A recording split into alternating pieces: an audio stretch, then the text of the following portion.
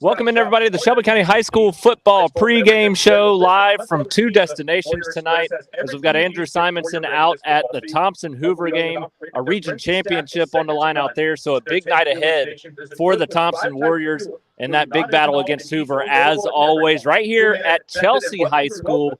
I will be here tonight as the Hornets welcome Helena to town, and it's another big matchup here for the Chelsea Hornets on their home field tonight as well. A battle for the 2 seed here between the Hornets and the Huskies, and Highway 11 is absolutely jam-packed right now. This place is going to be a zoo tonight. It already is a zoo, and both sides of the stands here behind me are going to be filled up for a big rivalry and county battle here between Chelsea and Helena. And those are just two of the big games we've got taking place tonight, Andrew. This is a big night across the board. We've got teams battling for region championships. We've got teams battling for the 2 seed and home field advantage in the postseason. So an exciting night ahead. Absolutely. This is what you want at the end of the season. A ton of games with playoff stakes. Let's dive into all the action because everything should be good across the board. Yeah, and as always, we're going to be cutting it close, so we'll probably go a little bit quick through some of our games to make sure we get to these 2 big ones at the end of the show, as we've got Chelsea, Helena, and Thompson-Hoover both in big situations tonight. But, Andrew, let's go ahead and start it off. Let's kick it off in the AISA and the ACSC. Some big games taking place down there. Let's look at those 3 games first, and starting with Evangel hosting East Central, but you've also got Lakeside and Coosa Valley and Cornerstone and Evangel Montgomery. A big night there in the AISA and ACSC as well. Absolutely. It's going to be huge. Starting off with Coosa Valley hosting Lakeside. As far as we know, it looks like the Rebels will be good to go for the first game in 3 weeks, so it should be really exciting to watch them out on the field. But unfortunately, I think Lakeside going to end up being a little too much for this defense. I don't think we'll be able to stop the Lakeside attack that did well against Cornerstone last week.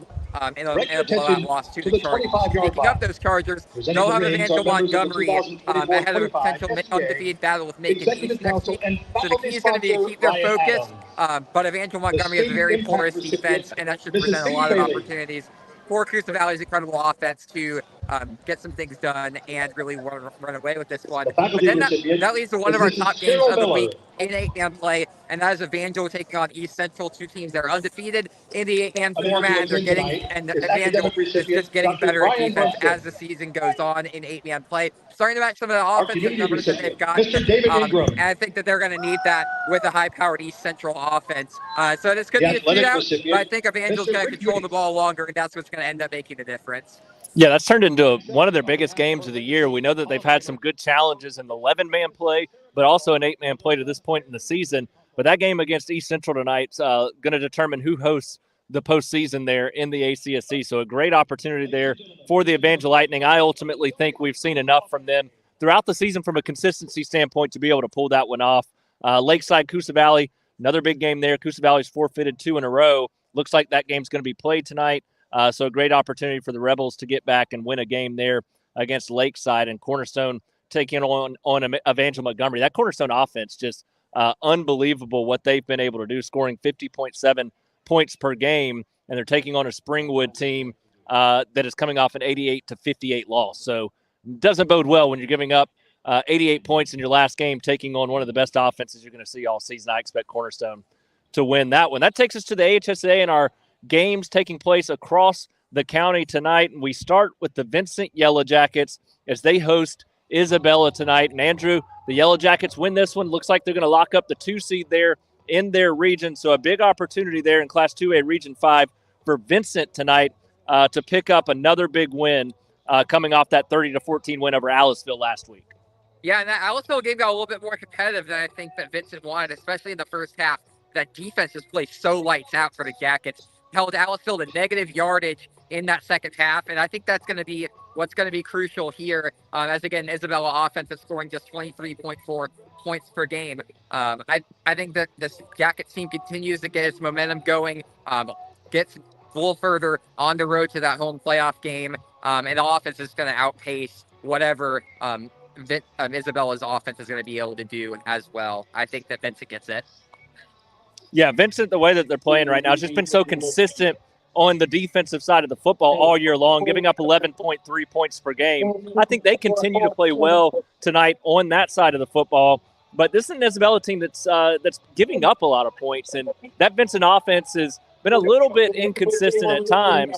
But I'm expecting that tonight we're going to see Vincent have one of those breakout style games on the offensive side of the football to pair with another strong defensive showing as well. But if Vincent's not ready, if they're not prepared, this is an Isabella team that has the ability to turn this into an entertaining and fun game at the end of the night. So we'll see how it unfolds there between those two. But Vincent, if they come out and play their style of football, even if it's just the defense and the offense is still what they've been all year, going to win that football game. So lean heavily on that defense, but I expect Vincent's offense also to have a big night. That takes us to the Montevallo Bulldogs, who are hosting Sipsey Valley tonight. They're in Montevallo, and place you want to visit before the game, you can see them down there, center of your screen, Montevallo Main Street, before, after the game, over the weekend. Make sure you go and visit Montevallo Main Street and see all the great shops that you can visit, all the great food, coffee, anything you can imagine. Sliced pizza down there as well. All of it right there on Main Street in downtown Montevallo. So make sure to visit, support your local businesses there in Montevallo before and after football games this season. Over the weekend, they've got that hometown Halloween event coming up here on Halloween in just more than a week, which is crazy to think about that time of the year is here. But the weather tonight finally signifying that we are nearing the Halloween time, and Montevallo Main Street puts on a great hometown Halloween there on Halloween night. So if you've never experienced that, great opportunity to get down there and get the kids out for some trick-or-treating there at the local businesses on Main Street in Montevallo. They're proud supporters of us and the Montevallo Bulldogs, proud supporters of the local community. Make sure you support them in return. But, Andrew, the Montevallo Bulldogs struggling right now, 1-6. They've got 6 consecutive losses. They've scored 16 or less in all 6 of those consecutive losses.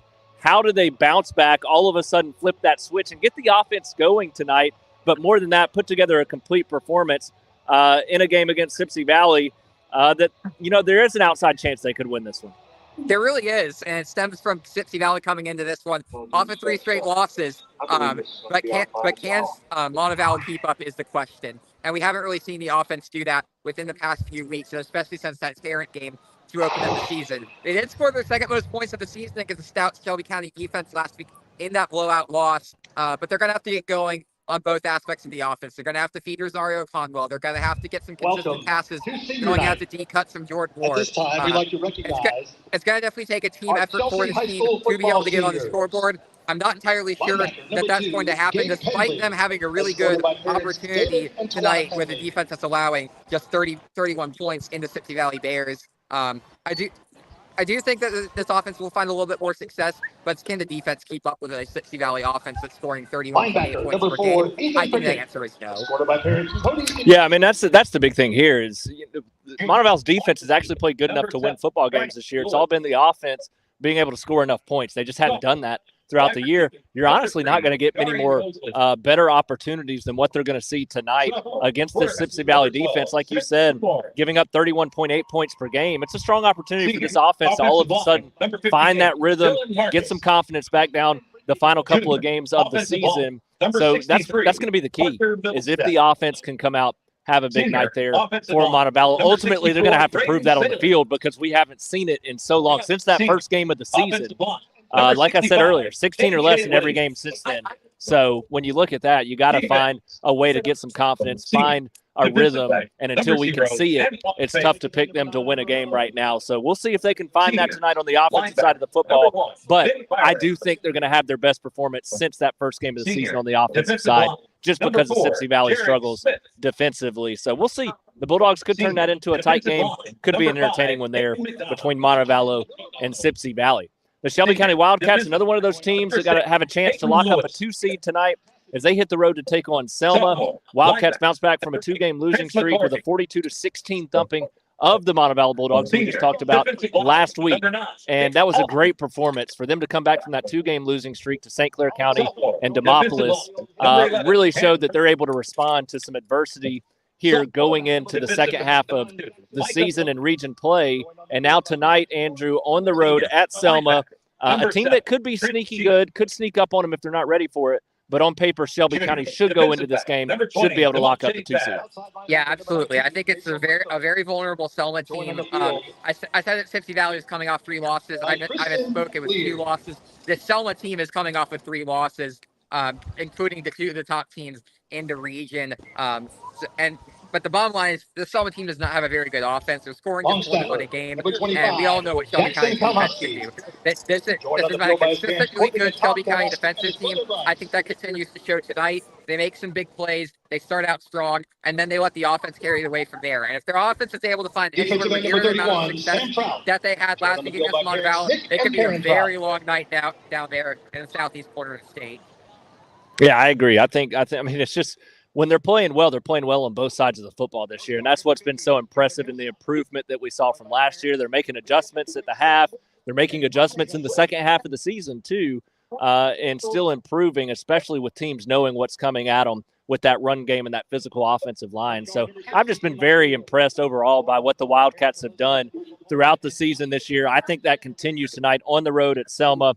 Selma scoring just 21.4 points per game. This Shelby County defense ain't going to give up a lot of points tonight. And I think that's ultimately the key. They are playing good enough defensively to stay in this game and I think cause some trouble for Shelby County's offense. But Shelby County's shown, like I said, they can make those halftime adjustments and make plays in the second half, but also that their offense can make some plays late in football games and win football games in the second half this year. I think that's what they do tonight after what could be a little bit of a close first half there between Shelby County and Selma. That takes us to the 6A classification where we're going to talk about a couple of games. We're going to save Chelsea-Helena for our second to last game that we talk about tonight, right before that Thompson-Hoover game. But we're going to jump into 6A and start with the Pelham Panthers as they play host to Benjamin Russell tonight.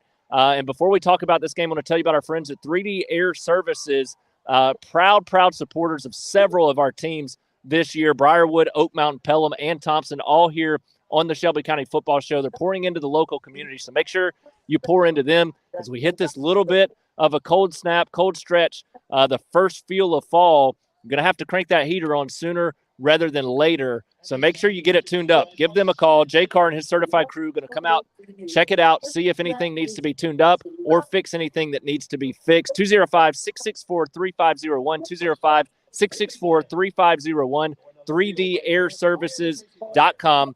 Proudly calling Shelby County home, and they're here to take care of all of you. They believe in teamwork and dedication to the job, just like they believe in the community. So make sure you support 3D Air Services for any of your heating or cooling needs there with your HVAC system throughout the winter and going into the spring and summer of next year. That's 3D Air Services.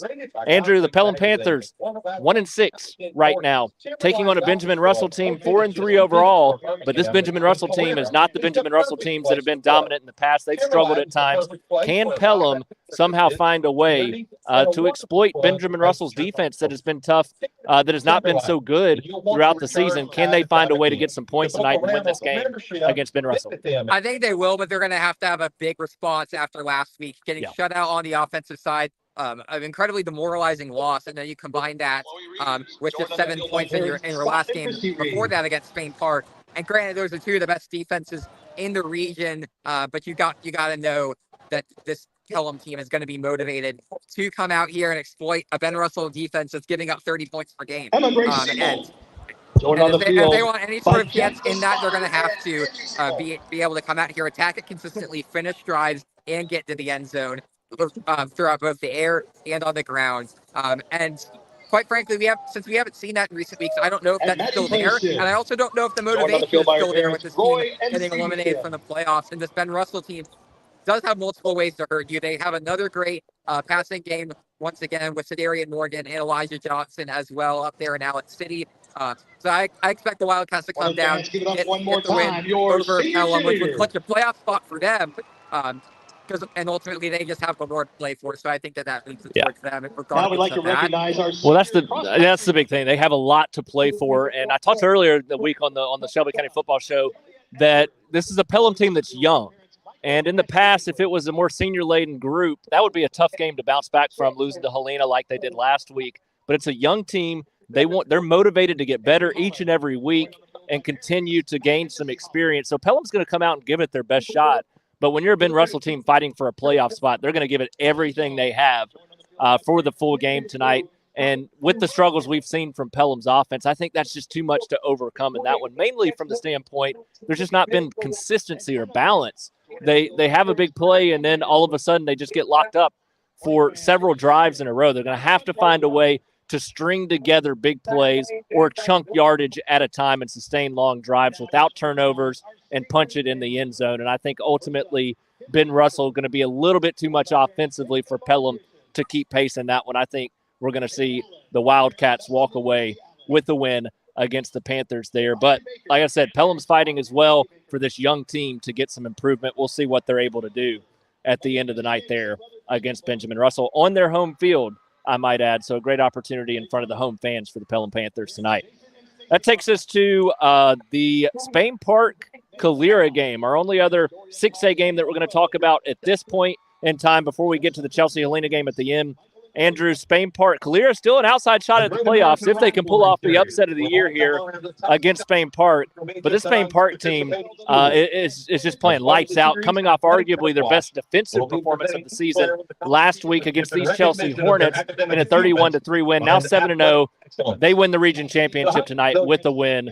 Can Calera find a way with that talented arm of A.J. Johnson and the athletes they have to put a little bit of a scare into Spain Park and make this a game going into the second half? I think they'll get a few plays off. This Calera offense is too good to not do that. But the problem is this Eagles team hasn't been able to do it consistently, and they've been mistake prone as well. And those are two things that you do not want against a really good Jags defense.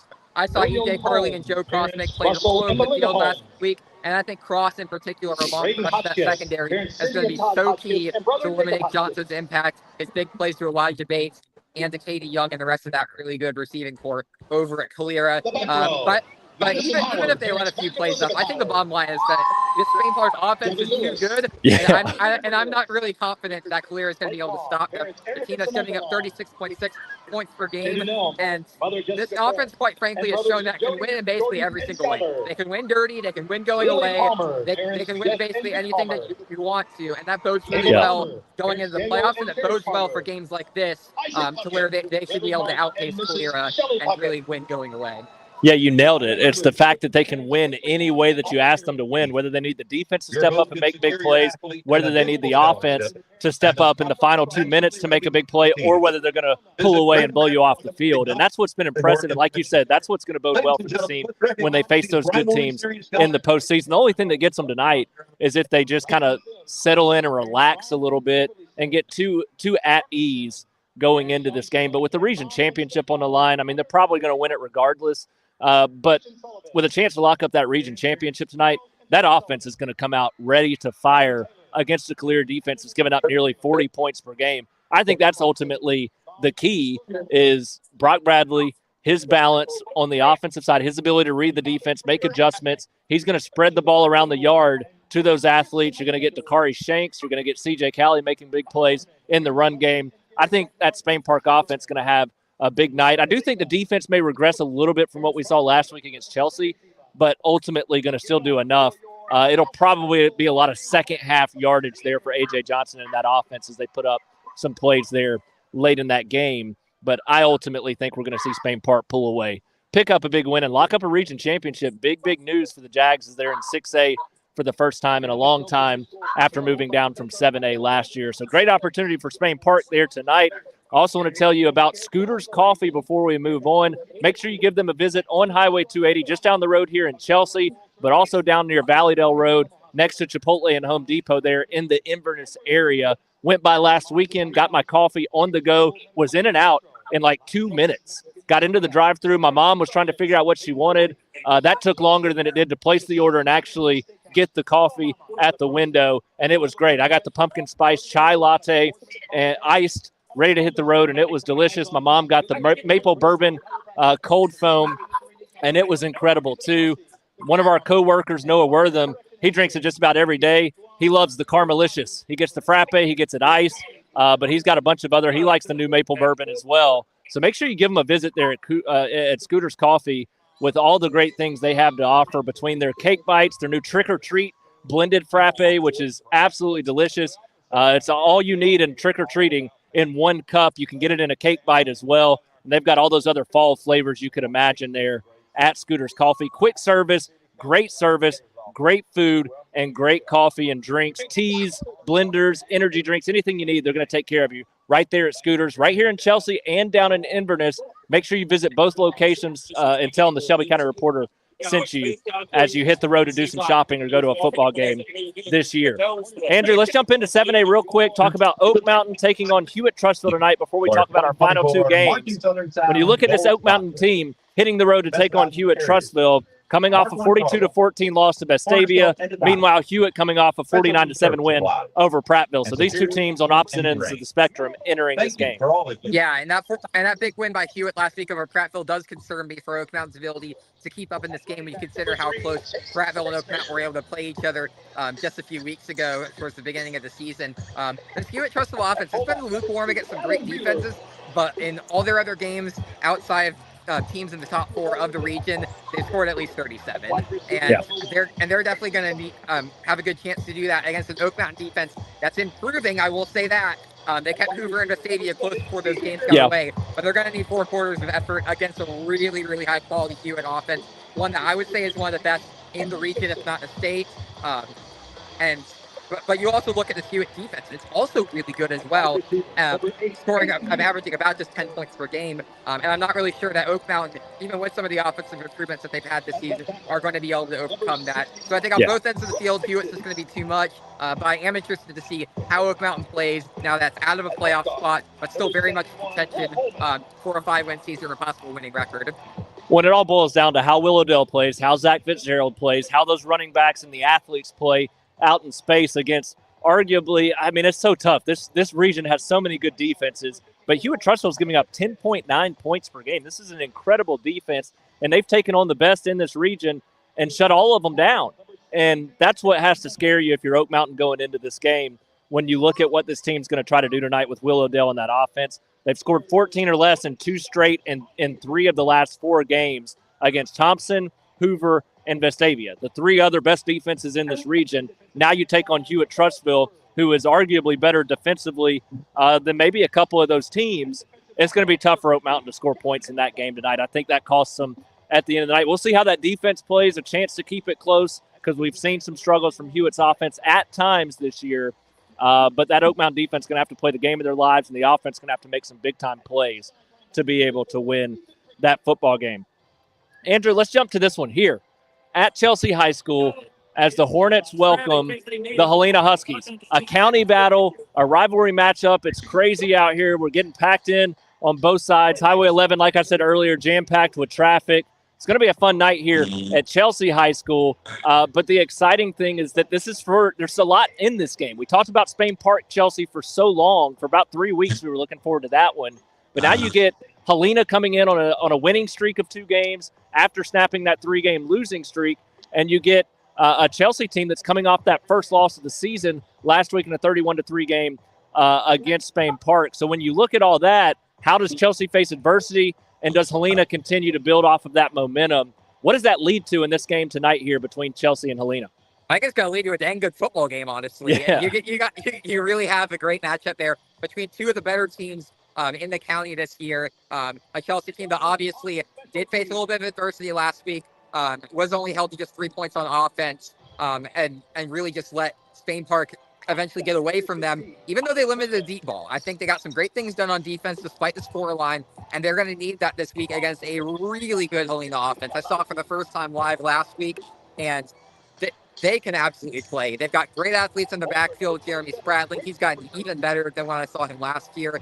And Nate Ferguson has absolutely grown into a spectacular quarterback for them. A little bit of a dual threat on him as well, but he definitely succeeds in getting the ball in space to those receivers. And I really do think that if Chelsea is not able to stop them within the secondary, we could see a really big night on that front. But you look at Helena's traditional identity, and it doesn't necessarily look like that. It looks like between the trenches runs. And that's where you're going to have to like your chances if you're Helena. Yes, Chelsea has a really good pass rush, but when you look at the success this team has had within the past few weeks, I think that they're going to be able to consistently get down the field and find the end zone. The real question is, can Chelsea make those consistent plays and keep up on their end, as we've seen a little bit of inconsistency on their end? I think that consistency is going to be what gives Helena this game and that home field advantage in the postseason. Yeah, I think it's the adversity that they faced for the first time all year. They've had some close wins early in the season, but you lose 31-3 to Spain Park, a chance to win the region championship if you win that game. And so you look at that, they face adversity for the first time. Helena's faced it and bounced back. We've seen them prove that they can bounce back. After that 3-game losing streak, they come out the last couple of weeks, 55-14 thumping of Ben Russell, 42-2 thumping of Pelham. The defense playing outstanding football. They've gotten better and better and better as the season has gone along, but especially in the second half. And the offense, Nate Ferguson and what he's been able to do growing into a passing quarterback, but he can also take off with his legs. You got the running backs that you mentioned as well. Torrey Ward stepping up at receiver in addition to a couple others. The offense has started to spread it out, show some balance, whereas Chelsea last week regressed a little bit in that area. Just couldn't throw it as much as they wanted to. Chase Strasner goes down with an injury there in the third quarter. So you look at all that. This is a team that wants to be physical and run the football and have a strong chance to win a game. That way, they're going to have to come out and set the tone early in this football game from a physical standpoint, and they're going to want to set up that play-action pass. So we'll see if that's what Chelsea's able to do. But that first bit of adversity, that's what worries me. That's why I'm going with the Helena Huskies. They've bounced back and proven it. Chelsea's got a chance to do it tonight, and if they do it tonight, I think they win next week, a big one against Benjamin Russell next week too. But I think they will end the season on a 2-game winning streak in region play if they're able to get this one tonight. They lock up the 2 seed too. So a big, big opportunity for both of these teams with what's at stake tonight. It's going to be a lot of fun to see how this one unfolds. Before we move on, I want to tell you about a couple of great sponsors. Consign Design right there in Alabaster, 72 Fulton Springs Road. Make sure you give them a visit. Check them out for all the great things they can do. Wendy Davis and her crew there at Consign Design going to take great care of you, whether with any of your fashion needs, with any of your jewelry needs, any of your accessories. They're going to help you out there. They've got men's, they've got women's, they've got children, baby stuff, anything you need. Wendy Davis is going to help you out. Make sure to visit them, consign.design, if you want to check out some of the stuff they've got, or you can call 205-664-7540 to get some more information, or if you're interested in consigning yourself to get started there. So make sure you check them out. Consign Design, proud supporters of the Helena Huskies this year on the Shelby County High School football pregame show. Wendy Davis and her certified crew do a great job. They've been voted Shelby Living's best consignment store 8 times. Now, Andrew, I'm going to jump over to you real quick. You're going to start that Thompson-Hoover breakdown as we jump into the national anthem here at Chelsea. But big, big game yet again for the region championship.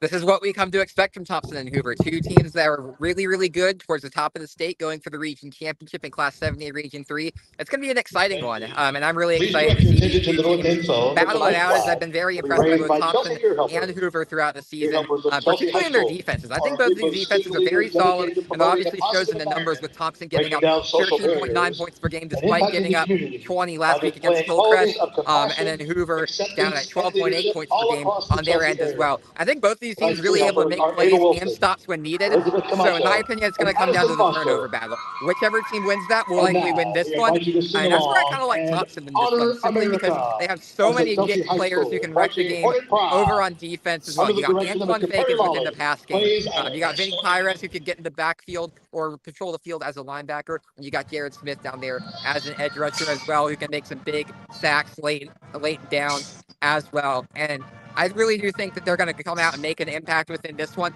Hoover's got a really good offense, though. Mac Beason grown into a pretty solid quarterback, if I do say so, along with the rest of the team as well. And for Thompson on that end as well, facing that really good Hoover defense, they're going to need that offense to carry over what they had last week. Obviously, we know what Trent Seymour did. 403 yards and 4 touchdowns. But it's really what he's able to do with his weapons around him. Able to spread it out to a ton of different options with a receiver and that running back. Starting to look a lot more like the offense that we saw last year, but this offense has yet to really prove it in one of these big games. I think that they get a little bit more traction here, even though it's not. They're facing a really good Hoover defense and probably won't get that many points on the board. But like I said, I think this Thompson defense is going to do enough, shut down this Hoover defense, and really make an impact within this one. As the Warriors get a win, it's going to be close, it's going to be fun, but I think Thompson gets it out in the end.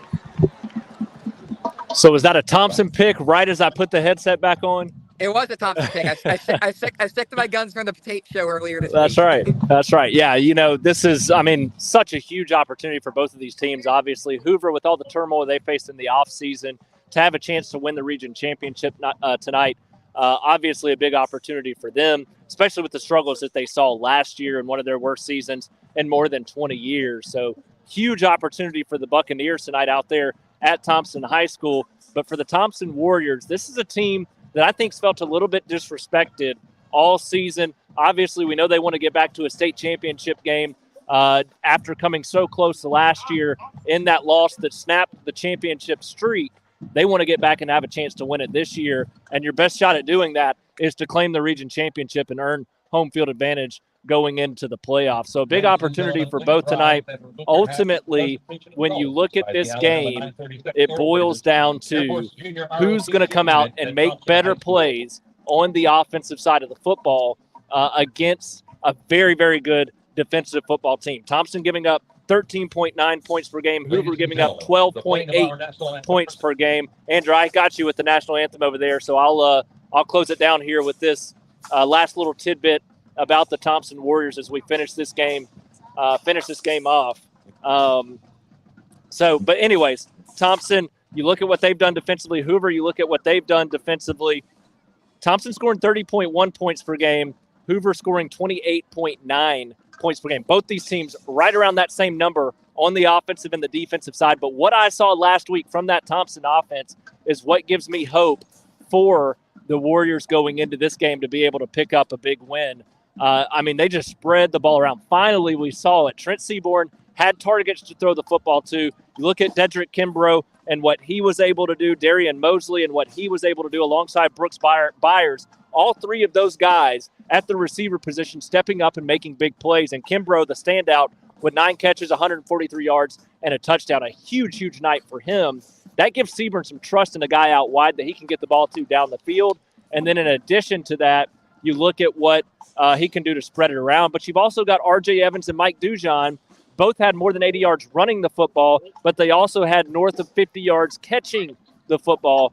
That gives you even more balance. I think that is ultimately what gets Thompson the win tonight in that big showdown with the Hoover Buccaneers. That balance that we finally saw last week, I think carries into this week. And I think they have, arguably, against the talent, their best game of the season tonight there against the Hoover Buccaneers when it comes to that offensive side of the football. But Hoover's a really good defense, and if Thompson doesn't carry that over, this is going to be one of those 14-10, 14-13, 17-14 kind of games if that offense doesn't get ready to go. I do think their defense will be ready to go, and I think that's going to be a key for Thompson tonight. They're going to have a chance regardless, but it comes down to that offense carrying that balance into this matchup. So that's going to do it. I think that's it.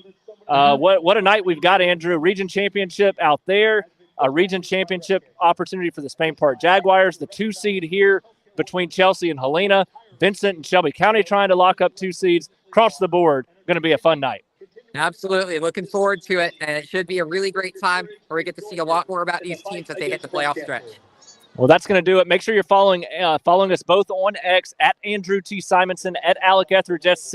We're going to have all your live updates from these 2 big games tonight with key region implications on the line. But we're also going to be retweeting all of the other updates that we've got featuring our county teams. And then after, of course, on our website, ShelbyCountyReporter.com, story and photos, they'll be posted to X. They'll be posted to Facebook. We'll have video coverage after as well. All you need, make sure you're following us and stay tuned. That's going to do it for this week's Shelby County High School football pregame show. Appreciate you all for tuning in and hope you all enjoy your football Friday night.